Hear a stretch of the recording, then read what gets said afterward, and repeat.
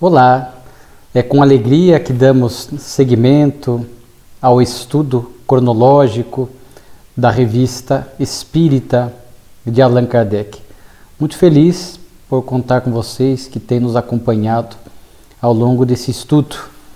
Já há mais de 8 anos avançamos na revista, que começamos em janeiro de 58 e hoje já estamos em abril de 1865. E a revista que hoje vamos estudar contém 12 artigos. Então vemos que ela está bastante recheada, com bastante conteúdo. São vários artigos, vamos aqui até administrar o nosso tempo, porque o nosso estudo sempre dura em torno de 50 a 60 minutos no máximo. E aqui o nosso estudo, lembro, nunca substitui a leitura, o estudo na íntegra da revista. Então hoje você pode acessá-la de forma virtual pelo Kardecpedia, pelo site da Federação Espírita Brasileira, ou adquiri-la para ter o exemplar físico em sua casa. Kardec começa com um artigo bastante interessante, chamado Destruição Recíproca dos Seres Vivos. Kardec começa fazendo a seguinte indagação.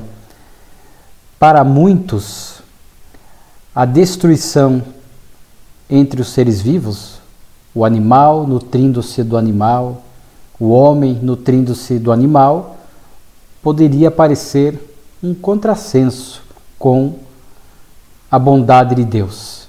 E é interessante que Kardec começa desenvolvendo o seu raciocínio, primeiro nos falando a respeito de Deus.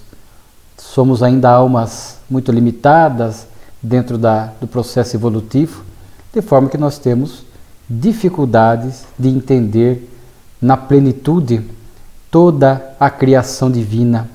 Mas vamos aprendendo com a doutrina espírita que tudo que Deus faz tem uma utilidade e é o melhor para o nosso processo de evolução. Então Kardec fala que aquele que julga apenas a matéria, que limita a sua visão, naturalmente que ele vai enxergar a obra divina imperfeita. E o Espiritismo, trazendo-nos os atributos da divindade, nos faz entender este Pai como sendo justiça e sabedoria. Eu achei bonito, quero até aqui compartilhar com vocês que num dado momento do texto, Kardec diz justamente isso. Se não o compreendemos a Deus, devemos culpar o nosso pouco adiantamento. Contudo, podemos tentar encontrar a razão disso tomando por bússola este princípio. Então, é um norte, é uma bússola em nossa vida para todas as situações que nos acontecem e que nós temos conhecimento. Deus deve ser infinitamente justo e sábio. Busquemos, pois, em tudo sua justiça e sua sabedoria. Quando nós analisamos uma situação que nos aconteceu com alguém próximo de nós, ou que a mídia noticia, e que nós achamos que ali está uma injustiça, na verdade é falha da nossa percepção. Muitas vezes por conta de um olhar materialista ou sem o olhar da reencarnação, principalmente. Porque olhamos os fatos dentro da atual existência apenas e ficamos muitas vezes sem explicação e ficamos sem compreender esta justiça e essa sabedoria divina. De forma que quando o nosso olhar se amplia e tem este alcance espiritual e não se limita apenas a esta vida, nós passamos a entender que somos, na verdade, os artífices, os autores daquilo que hoje está acontecendo conosco, se uma prova, se uma expiação, alguma vicissitude que está nos impulsionando o progresso. Então esta bússola, esta referência sempre deve fazer parte das nossas reflexões. Deus é soberanamente justo e sábio. E nós poderíamos acrescentar, tem por nós, os seus filhos, uma amorosidade imensurável. Então diz Kardec que quando nós passamos a analisar essa questão da destruição dos seres vivos, entendendo agora que não somos apenas o corpo, a matéria, a veste, e que esse princípio espiritual ou essa alma sobrevive e continua o seu processo de evolução, mesmo nos reinos inferiores da criação, que daí seria tema para uma outra oportunidade, mas aqui especificamente falando dos animais que possuem princípios espirituais. Então, quando este animal perece, quando ele foi vítima de um outro animal, dentro da lei do ecossistema, ou quando ele serviu de alimento para a criatura humana, nós entendemos que ali não houve destruição propriamente, destruição do corpo, mas o princípio espiritual ou a alma desse animal liberta-se daquele corpo, segue o seu processo de evolução. Então Kardec diz que quando nós temos esse olhar do princípio espiritual, naturalmente que nós passamos a entender um pouco melhor essa questão da justiça e da sabedoria divina. Aqui diz, que o homem não é apto para sondar certas profundezas, senão quando seu espírito chega a um suficiente grau de maturidade. A verdadeira vida, tanto do animal quanto do homem, diz Kardec, não está mais no envoltório corporal. Ela está no princípio inteligente que pré-existe e sobrevive ao corpo. Esse princípio necessita do corpo para desenvolver-se pelo trabalho. O corpo se desgasta nesse trabalho, mas o espírito não. O espírito sai cada vez mais forte, mais lúcido e mais capaz. Beleza, Essa é de uma beleza essa fala, essa assertiva de Kardec.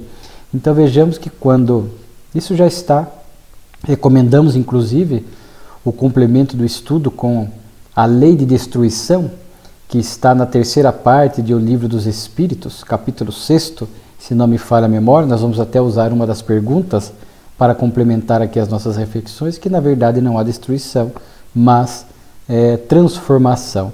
E Kardec chega a nos falar que essa questão momentânea da evolução, de que um ser necessita destruir outro para sobreviver, tem, diz ele, primeiro uma utilidade física, porque corpos orgânicos não se mantêm senão à custa de matérias orgânicas, ou seja, há necessidade da nutrição.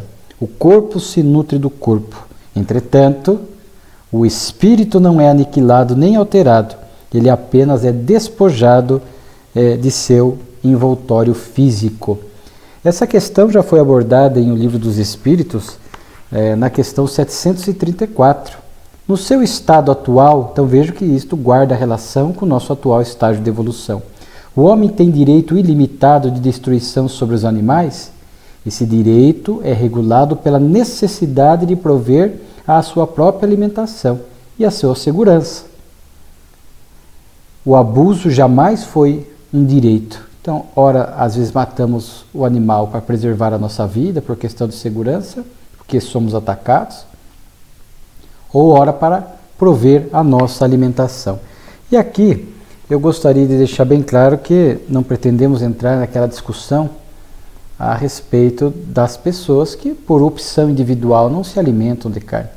Aqui eu digo muito louvável os indivíduos que já conseguem ter este hábito de libertarem-se da alimentação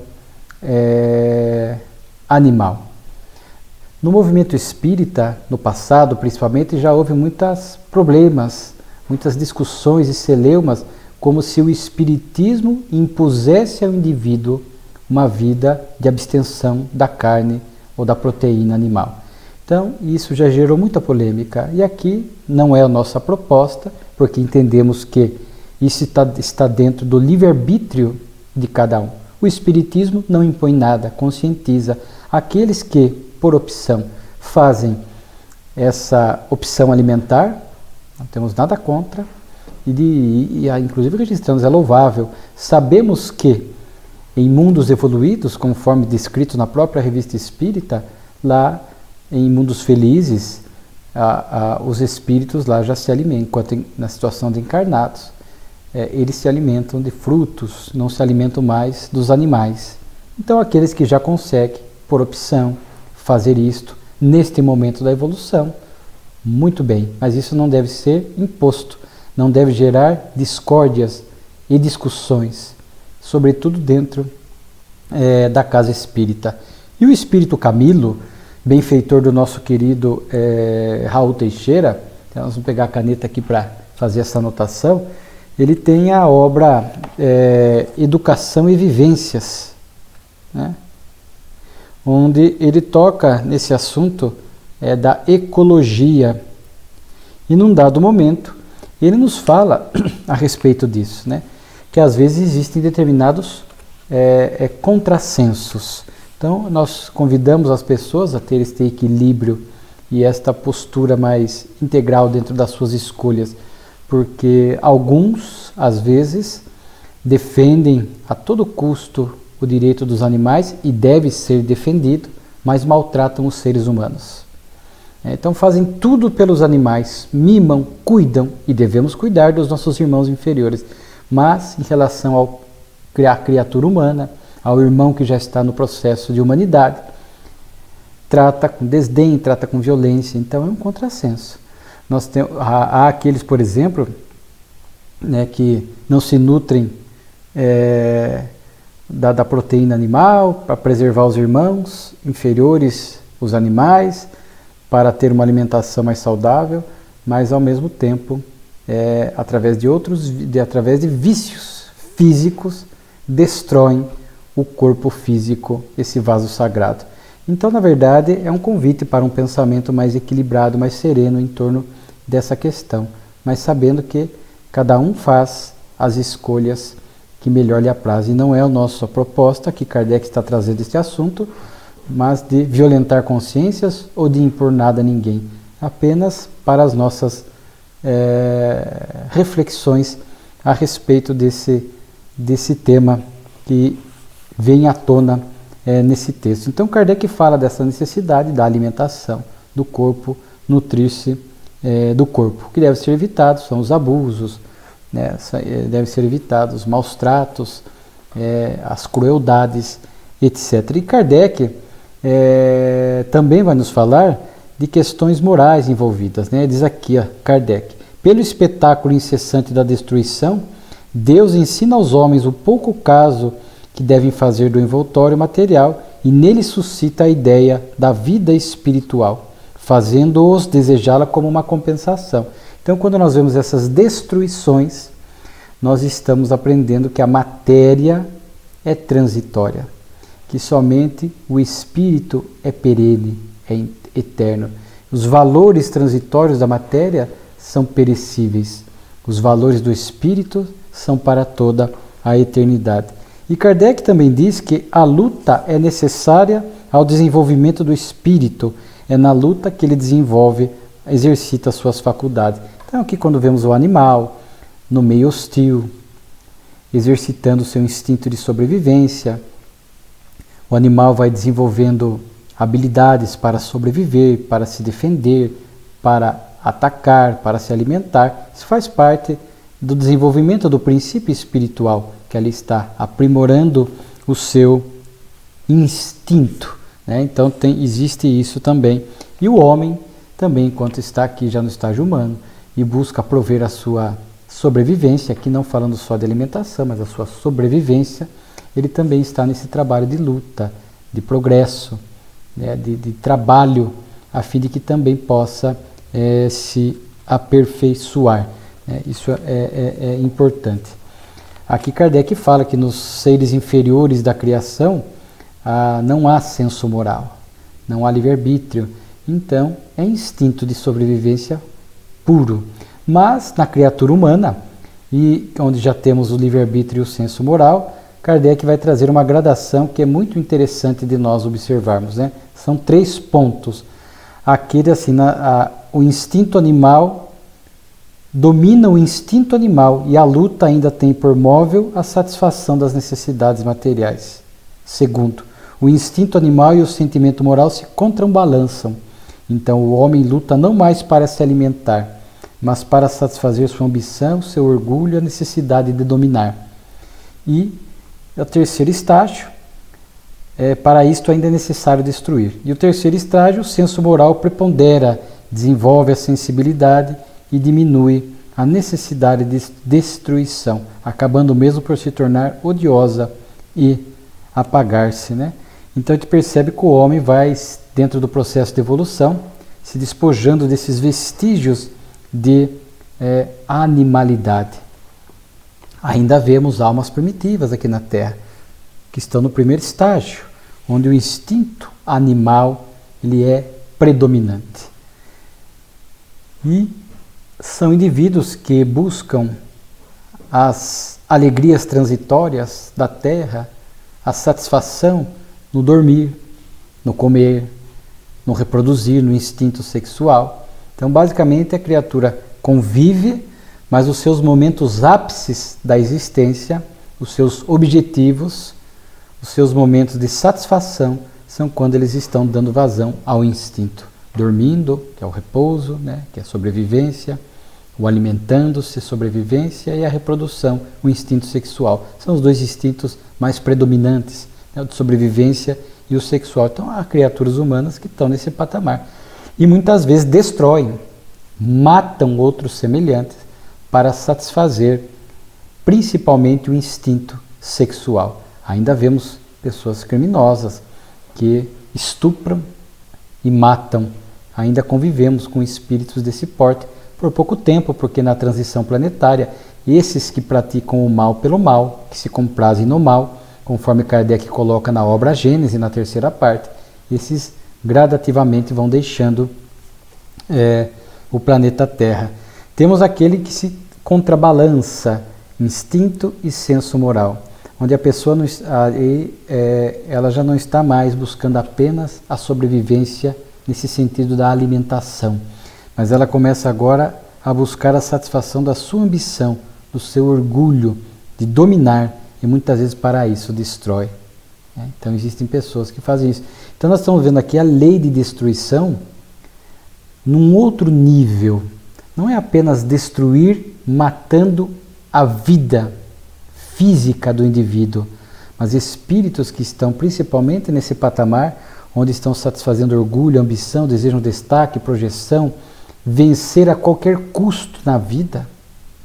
Quantas vezes pessoas assim destroem a vida do outro, mas no seguinte sentido: destroem a esperança, destroem os sonhos, destroem o outro no seu campo emocional, destroem o outro na sua saúde mental. Vemos cônjuges que usam da violência doméstica, psicológica, emocional e física para dominar. Somente a sua palavra, o seu sonho, as suas buscas prevalecem. A do outro não tem valor. Então ele domina. E quando o outro tenta romper esta dominação, é agredido fisicamente, é agredido psicologicamente. Então destrói o sonho. Há cônjuges que são vítimas dessa situação, que tem que se anular naquela relação para atender o capricho do outro. Então matam sonhos ideais, matam reputações. Para vencer na relação de trabalho, enxergam o irmão de caminhada como um inimigo. Está sempre competindo. E para isso ele tem que derrubar, destruir o outro, fomentado pelo seu orgulho, pela sua ambição e pelo capitalismo desenfreado, selvagem, de triunfar e ganhar a qualquer custo. Destrói a reputação com difamações, calúnias nas redes sociais, nos diálogos presenciais, sem se preocupar. Então vai matando o outro, destruindo o outro nesse sentido. Importante nós refletirmos a respeito dessa destruição nesses patamares diferentes, para ver se nós estamos destruindo ou estamos valorizando vidas. Temos que buscar o terceiro estágio que Kardec propõe, quando o senso moral predomina, porque nós já despertamos para a sensibilidade, para a amorosidade e procuramos ser útil ao meio, ao próximo, Já não enxergamos o outro como um oponente que nós temos que derrubar. Enxergamos o outro um irmão de caminhada, que deve viger a lei de cooperação. Se estamos competindo por uma promoção profissional, não vou usar de expedientes desonestos e ilícitos para ganhar a qualquer custo. É natural que vença, que seja escolhido o mais capaz, sem que eu tenha que buscar meios desastrosos e equivocados e sem que eu tenha que odiar o outro que está comigo competindo numa promoção profissional. Então, se eu já estou nesse senso moral adiante, naturalmente que as relações pessoais, sociais, elas ganham em qualidade, porque então nós já não estaremos mais dispostos a destruir o outro em qualquer nível. Estamos dispostos em salvar, curar, valorizar vidas, estender a mão. Então, essa lição de Kardec, aparentemente não teria tanta aplicabilidade na nossa vida, tem, quando nós damos e fazemos este alcance da lei de destruição. Aliás, anotamos aqui que Lázaro, já no Evangelho segundo o Espiritismo, Lei de Amor, já falava basicamente isso. No início, o homem tem instintos. Mais corrompido e atrasado, vivendo em sociedade, tem sensações. Mais evoluído, sentimentos. E o requinte do sentimento é o amor. Então, Kardec propõe basicamente isso nesse texto, né? E vamos convivendo ainda hoje com pessoas animalizadas, instinto, primeiro estágio. Vamos encontrar que você propõe qualquer busca de espiritualidade, de caridade, a pessoa não quer, porque para ela a alegria é a hora que ela está se alimentando, para ela o ápice da vida é a hora que está comendo, está almoçando, está jantando, está dormindo sem fazer nada. O ápice é o momento da relação sexual, daquele prazer de poucos segundos. Este é o ápice. O espírito ainda não conseguiu avançar, vai avançar. Ou aqueles outros que estão no segundo estágio, vão conviver com pessoas que nos olham como competidores, como inimigo, mas nós não enxergamos eles como inimigo. Nós estamos ali para ajudar e para estender a mão, tomando cuidados, porque muitas vezes nessa relação estabelecem-se as chamadas amizades tóxicas, onde o outro quer se sobrepujar sobre o amigo, construindo ali uma relação tóxica, onde este que constrói a relação dessa forma sempre coloca o outro para baixo, destrói o outro com palavras, destrói o outro às vezes com gestos. Então, são apontamentos bastante atuais para que a gente possa nos empenhar para que o senso moral em nós predomine, para que nós não possamos entrar nesta onda de comportamento. Então é uma lição bastante interessante, né? Sermão sobre o progresso.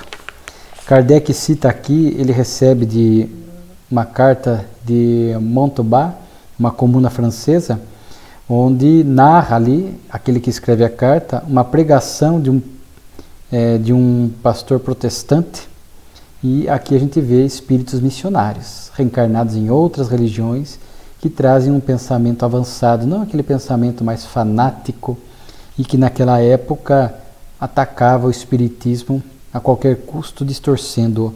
Aqui é muito bonito, porque é descrito aqui uma parte da pregação, e nos comove, porque o pregador protestante vai abordar aquele texto de Jesus: não vim destruir a lei e os profetas, mas dar-lhe cumprimento. Então ele vai falar que Jesus veio trazer esta lição de espiritualidade e de caridade, ampliando a visão do judaísmo, né? Então não veio destruir, Jesus não vinha destruir nada, ele veio complementar nos pontos que era necessário, né? Ouvei, está escrito, olho por olho, dente por dente. Eu, porém, vos digo: amar aqueles que vos perseguem e vos caluniam, fazer o bem àqueles que vos fazem o mal. Então Jesus retificava alguns pontos dos preceitos judaicos. Então, aqui o pregador vem falar desse Cristo que veio trazer um pensamento elevado naquela época, e os judeus ainda não enxergaram ele como grande Messias, o grande enviado, porque aguardavam, como diz aqui na pregação, ainda um conquistador. E diz assim que Deus sempre age dessa forma, né? Enviando pessoas, fatos, a fim de que o pensamento vigente possa progredir, que a humanidade possa progredir. Então, e aí ele vai defender isso, né? Falando desses novos sinais dos tempos modernos. Devemos atribuir ao demônio isto? Ele conclui que não. Por que não ver aí a inspiração dos mensageiros celestes, de um Deus de amor e caridade, anunciando-nos a renovação para a humanidade? Então ele vem falar isso, e a pessoa que escreve a carta diz que já tinha visto esse pastor protestante, em outra ocasião, falar sobre as manifestações espirituais. Então vejamos que ele tinha uma visão, uma leitura adequada da doutrina espírita, porque através das manifestações espirituais, a divindade, o espiritismo é uma revelação divina, através desses sinais, para aqueles tempos modernos daquele século XIX, que perdura até hoje, espíritos missionários estavam convidando a humanidade a um pensamento mais alto, a entender a nossa essência divina, a nossa essência espiritual, e que estamos aqui para esta vivência da caridade e da espiritualidade. Então Kardec, ao final, fala disso, né? Defensores, os espíritos já nos haviam dito que encontraríamos defensores nas fileiras adversárias, porque, conforme dissemos, os espíritos missionários reencarnam em todas as religiões, em todos os segmentos humanos, e são pessoas que sempre trazem esse discurso mais ecumênico, discurso de mais união, não ficam atacando gratuitamente as outras religiões, as outras pessoas, propõem a caridade, porque as religiões unanimemente pregam a caridade, pregam o bem, então pregam isso, dão o exemplo, né? Então, e este pregador em particular dava este exemplo, né? Depois o próximo artigo, golpe de vista sobre o espiritismo e suas consequências. Então é um texto extraído de um jornal, onde um médico espírita de grande reputação naquela localidade, porque não era em Paris, é numa outra cidade, Saint-Jean-de-Angély, e ele escreve no jornal, não era um jornal espírita, Kardec inclusive elogia, porque muitos jornais atacavam gratuitamente a doutrina, distorciam o espiritismo, e o jornal em particular permitia a publicação desses textos. E aqui Kardec reproduz, é um texto muito belo, desse médico espírita que fala destas consequências consoladoras da doutrina, e ele chama a atenção para algo muito interessante que nós podemos trazer para a nossa atualidade. Ele diz assim: acontecem esses milagres, esses fenômenos, né, ditos milagres. Se um há incompreensível aos nossos olhos, é o da frieza e da indiferença, reais ou simuladas, de homens inteligentes e probos, em presença das manifestações que surgem em todos os recantos do mundo.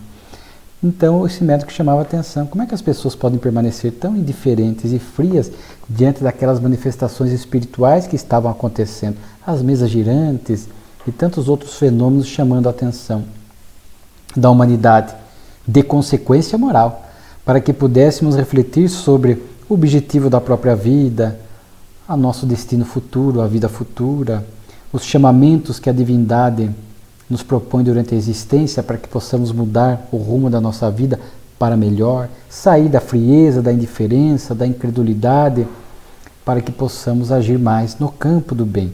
E ainda hoje, trazendo esse texto deste médico para a nossa atualidade, vemos o quanto ainda permanece esta frieza e essa indiferença diante dos chamamentos divinos.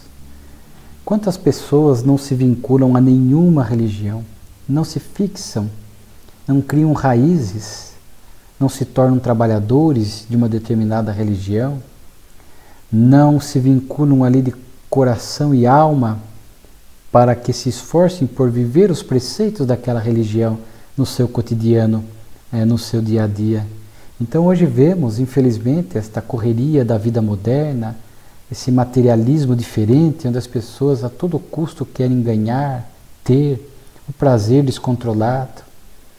A internet que distrai muitos, a internet é neutra, pode-se dela fazer um bom ou mau uso, mas esta internet que distrai muito a nossa juventude, distrai os adultos, o tempo vai passando e nós passamos distraídos, indiferentes para o objetivo da nossa existência, que é de progresso intelecto-moral, que é de espiritualidade e de caridade, conforme o sermão do pastor que nós citamos agora há pouco.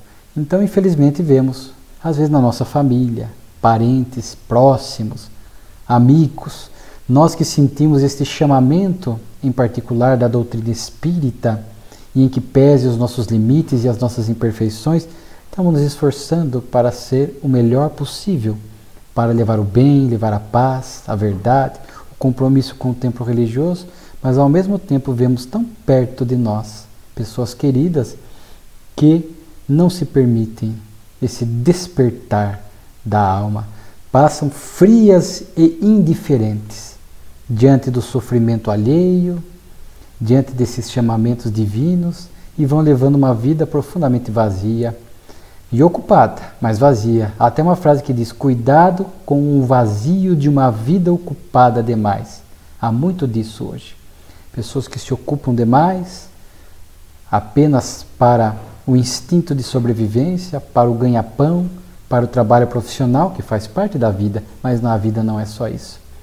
E acabam se esquecendo, ficam com a vida ocupada demais, porque internet, apenas o afazer profissional, etc., e não se permitem momentos de espiritualidade, de conexão com o divino, de estar no templo religioso, refletindo sobre as lições do Evangelho, na casa espírita, estudando as obras de Kardec e as obras complementares sérias, e o tempo vai passando.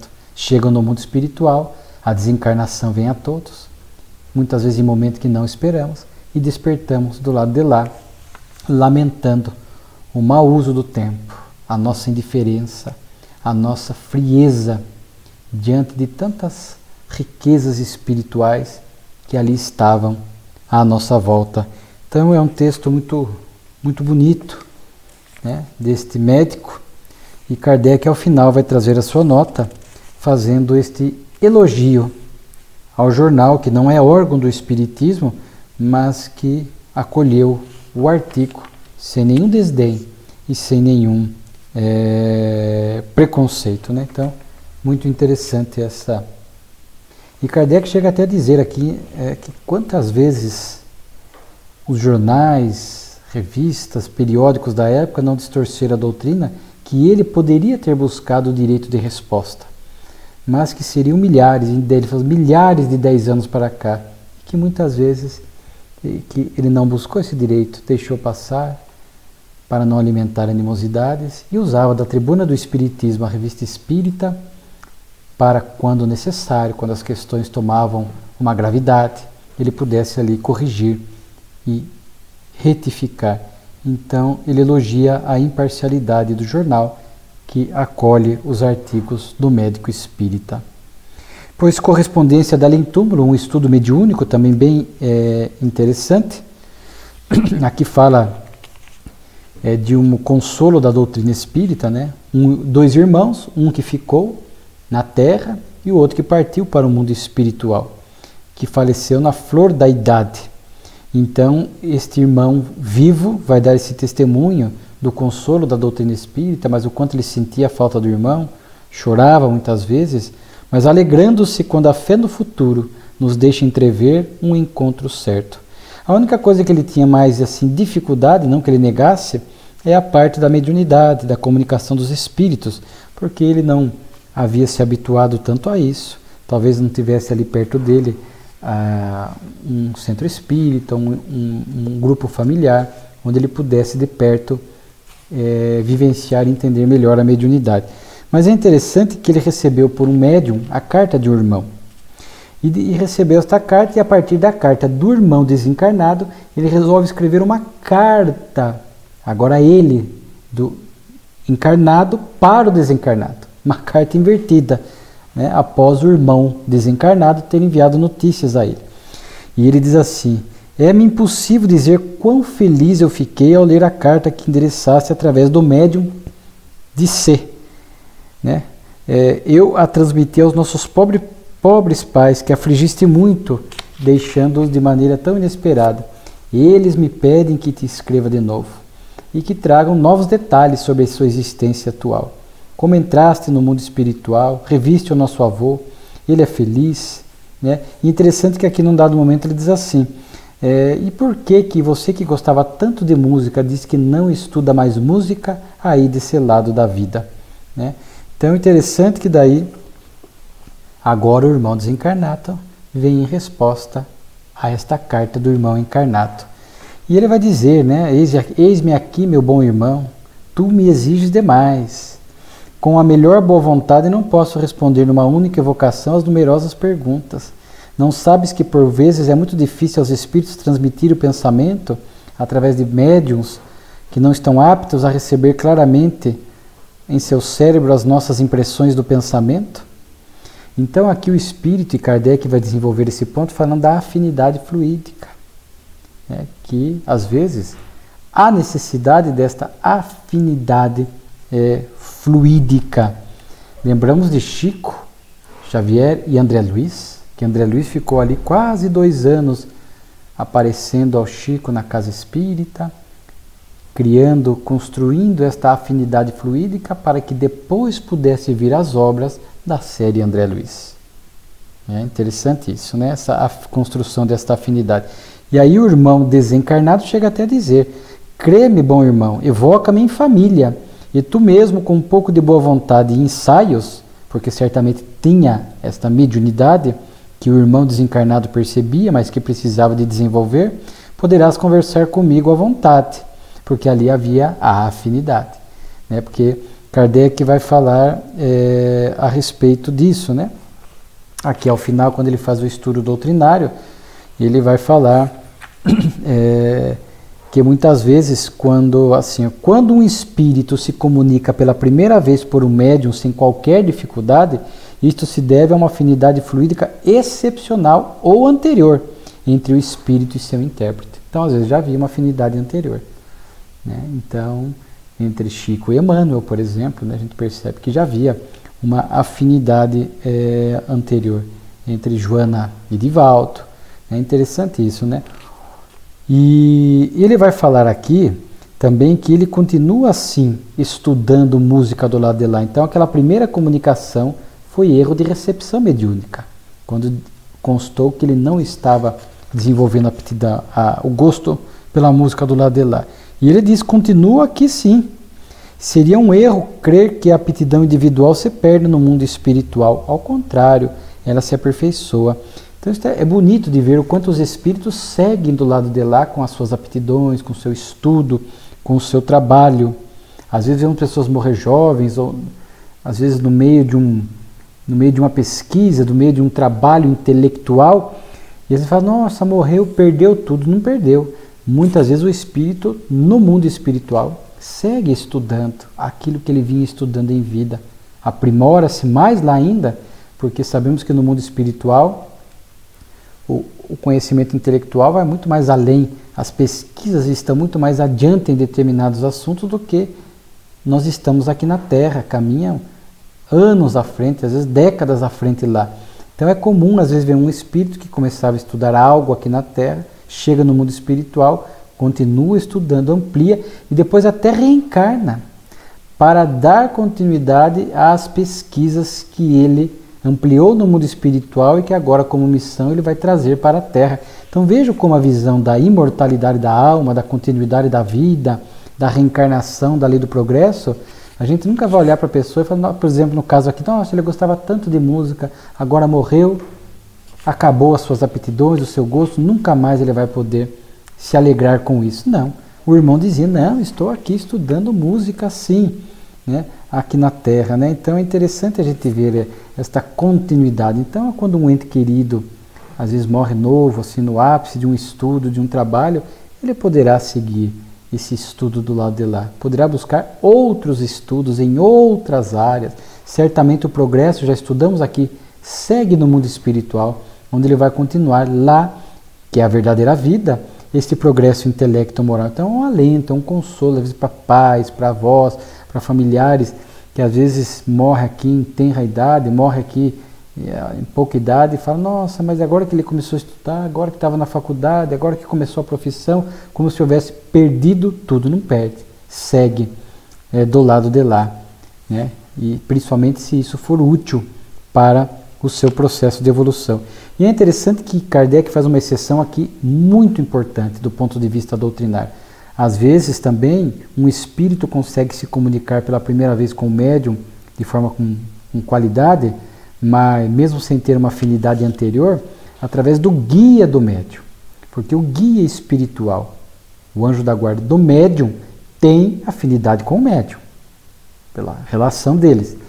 Então o espírito precisa trazer uma comunicação àquele médium mais completa, mais fiel. Ele pode se utilizar, ele transmite a ideia, o pensamento, o teor da comunicação para o guia do médium, e o guia do médium transmite para o médium.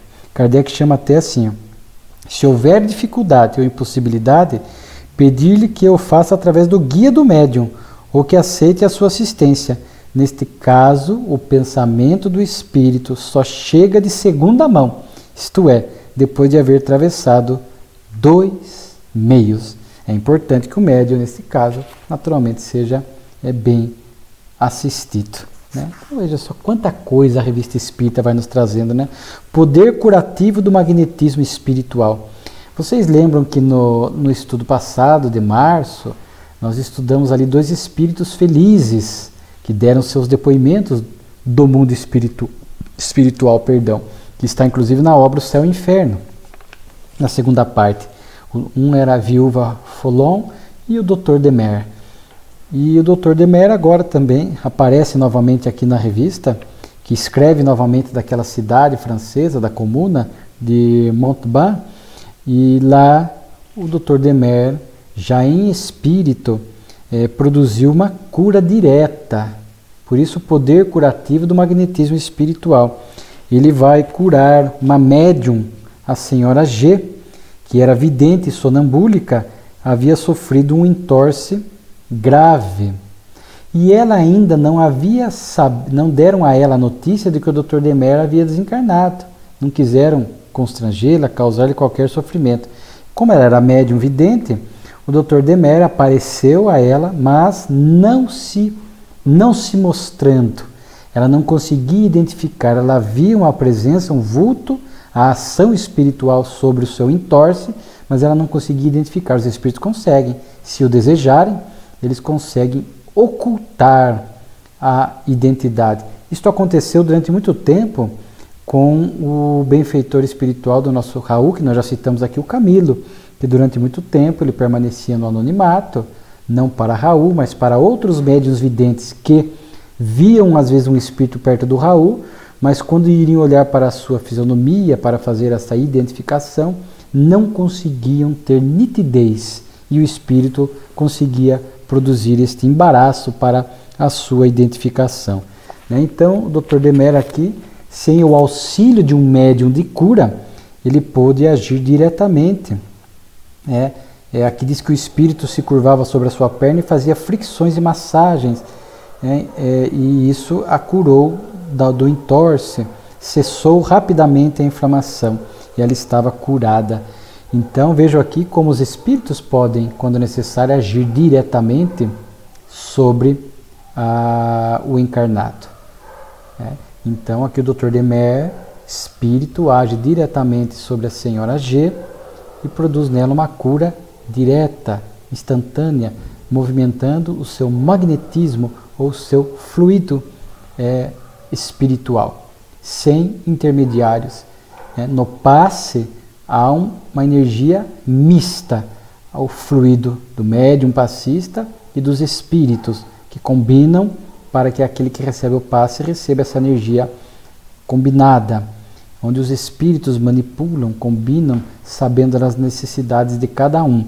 Mas existem casos de curas diretas do mundo espiritual, como também existem casos em que somente o encarnado, ele tem esse magnetismo, e ele também age diretamente, mas nesse caso é muito mais lento. Nós vemos aqui que quando é direto do espírito, quanto a ação ela é mais instantânea e mais rápida. E mesmo no passe, se necessário, vimos já aqui que os espíritos podem centuplicar a força do médium, ou seja, eles podem, o fluido do médium, então eles podem dar uma qualidade curativa maior para aquele fluido misto, fazendo com que, se necessário, aquela pessoa assistida também possa ter um alívio mais rápido. Aqui também levanta a questão de que quantas vezes os espíritos agem diretamente sobre nós? Nós nem notamos. Às vezes, nem se manifestou a doença, a enfermidade no corpo físico, ainda está no perispírito. E os espíritos olham o nosso corpo espiritual e sabem que daqui a um tempo, pouco tempo, aquilo vai se manifestar no corpo físico. E em sendo do nosso merecimento, não é privilégio.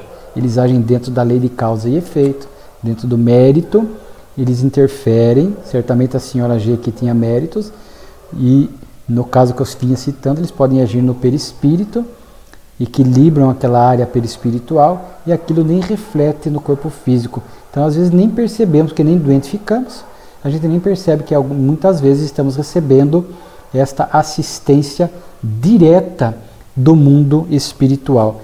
E o Dr. Demer ainda ajuda a curar o filho da senhora G, que tinha uma angina inflamatória, mas aqui por uma forma diferente, recomendando, indicando uma medicação homeopática.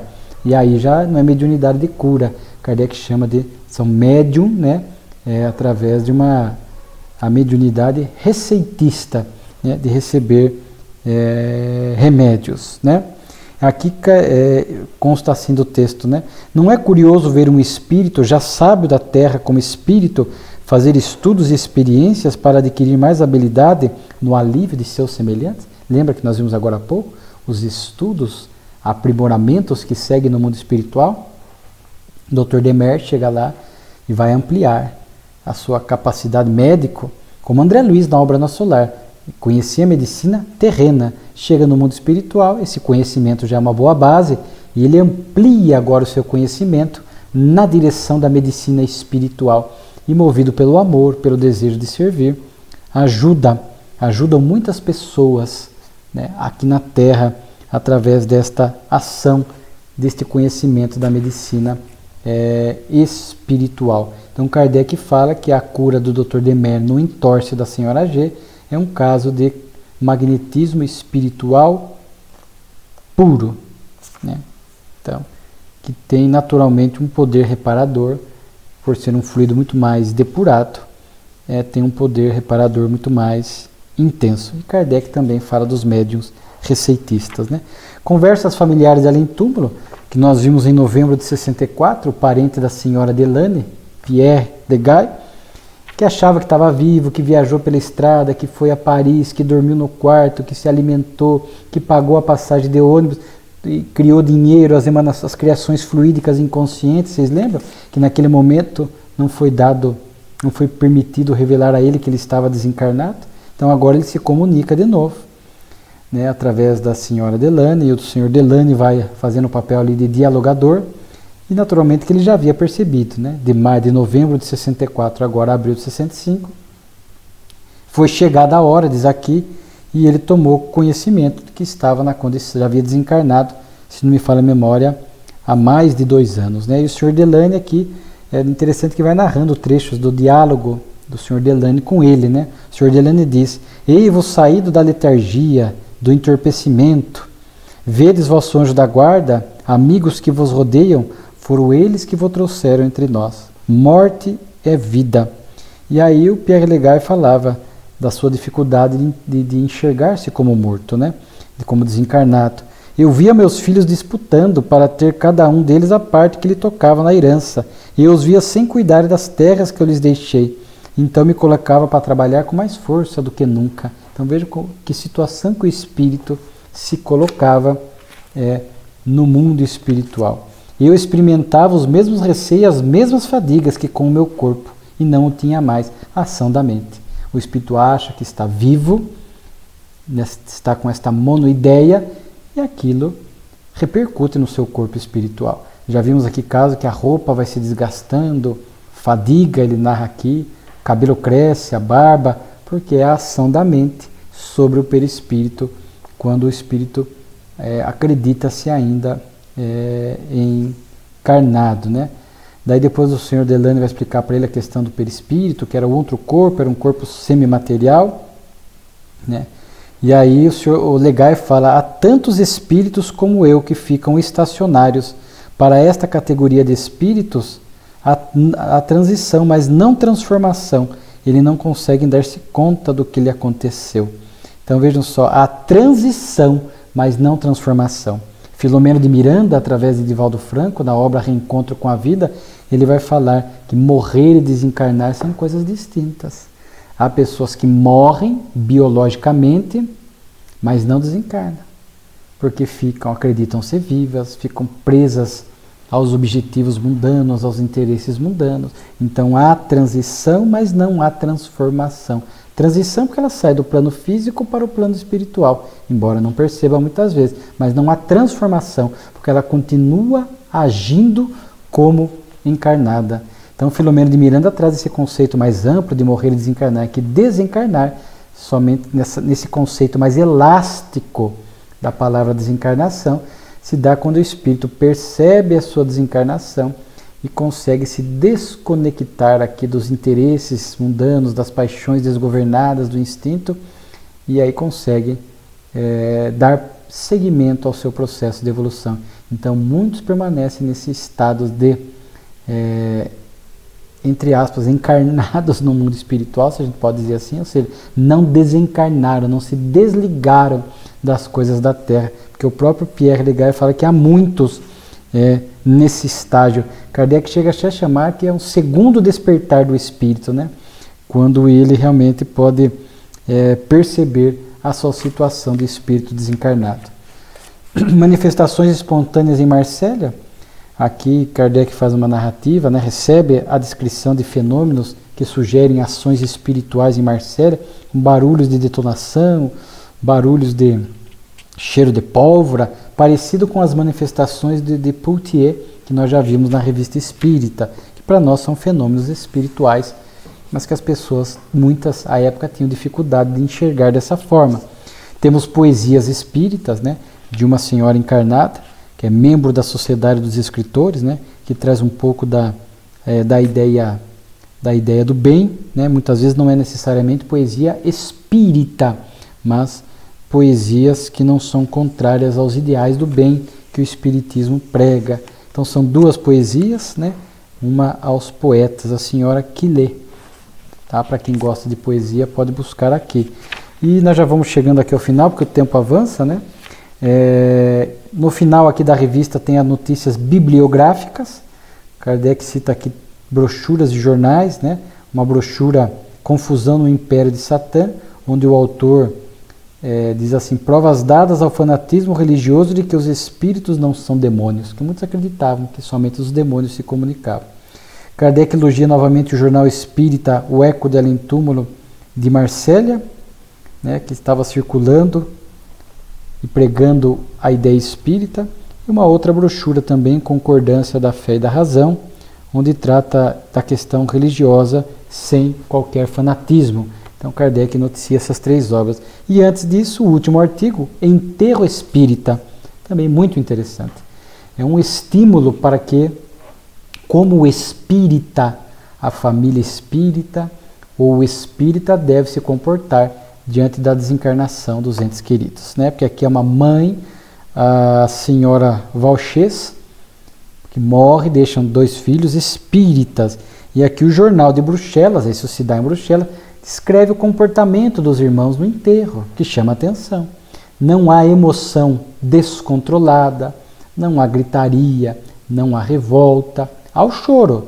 E o choro é possível. Choro, saudade, perfeitamente compreensíveis. O que não pode haver é revolta, acusar Deus. Então a gente vemos velórios e sepultamentos dessa forma, onde há um descontrole, onde há assim, uma revolta, onde há emoções descontroladas, muitas vezes compreensíveis, né, pela situação.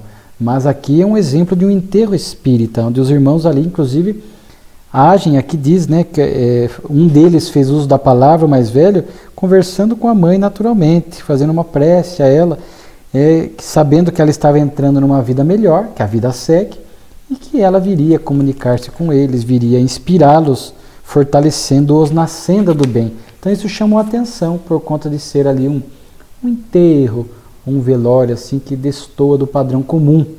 Já vimos vários enterros e velórios espíritas com essa característica, onde há ali uma aceitação, a convicção da continuidade da vida, do reencontro, há o choro sereno, há ali o afeto, a solidariedade daqueles que ali comparecem, mas sem descontrole, sem revolta, né, sem gritarias descontroladas, né? E é interessante que um amigo da família que ali está, também espírita, ele exprimiu ali em versos, muito bonito também aqui com a poesia, são vários versos falando da imortalidade da alma. Por questão de tempo aqui nós não vamos conseguir ler, mas também são versos bonitos, né? E aqui consta que a senhora Valchês sucumbiu após 32 anos de uma doença, que há 20 anos a retinha na cama. Então ela ficou adoecida durante 32 anos, 20 anos na cama. A gente podia pensar assim, nossa, foi uma pessoa então se revoltou, 32 anos com uma doença grave, 20 anos na cama, deve ter sido uma pessoa amarga, triste. Ela também tinha, né, não durante todo o tempo, porque o Espiritismo é de 1857, né, mas ela disse que a partir do momento que assim, ela havia aceito com alegria as crenças espíritas e nela tinha colhido grandes consolações em seus longos e cruéis sofrimentos. Vimos-la quando de nossa última viagem a Bruxelas, diz aqui possivelmente Kardec, e ficamos edificados com sua coragem, com sua resignação e com sua confiança na misericórdia de Deus. Então veja o quanto o conhecimento espírita traz este entendimento da dor, traz esse consolo, este alento, convidando-a a resignação, né? Inclusive ela dá uma comunicação, né, logo após a desencarnação, né? Ela vai, vejo, sinto vivo, a vós meus guias, meu anjo da guarda, obrigado, aos meus filhos, tu minha filha, deve ter uma filha também, resignação, pois sois espíritas, não choreis por mim, eu vivo a vida eterna, vivo na luz etérea, não sofro mais, minhas dores cessaram, minha prova terminou. Olha só que bonito. Certamente porque ela elegeu o bem sofrer. Lembra que nós já estudamos isso? Não é passar pela prova, pela expiação que nos liberta dela, é como nós passamos. O bem e o mal sofrer que está no Evangelho segundo o Espiritismo. Então, como vimos que a senhora Valchês foi resignada, né, não reclamava, entendia a dor, né, perdão, então ela foi uma provação ou uma expiação exitosa. E aí, por ser exitosa do ponto de vista espiritual, ela chega nessa condição no mundo espiritual, feliz, sem dores, desfrutando da vida do espírito, porque se tivesse elegido o mal sofrer, a revolta, a mágoa, o ressentimento, o pessimismo, certamente chegaria, pelo menos no primeiro momento, chegaria numa outra situação no mundo espiritual que lhe seria muito mais desfavorável. Então vimos aqui, muito marcante nessas lições da revista de abril, o papel da doutrina espírita, né? De esclarecimento, de entender a Deus, a bússola para a nossa vida. Deus é soberanamente justo e sábio, né? Então veja aqui, à luz da doutrina espírita, como nós ressignificamos estas situações da vida e entendemos esta sabedoria e essa justiça divina e não reclamamos, né? Seguimos promovendo o bem, consolados pelo conhecimento espírita, quando enfrentamos provas e expiações ásperas, desencarnação de entes e afetos queridos, porque confiamos nessa doutrina abençoada que tem iluminado os nossos passos aqui na Terra. Muito obrigado.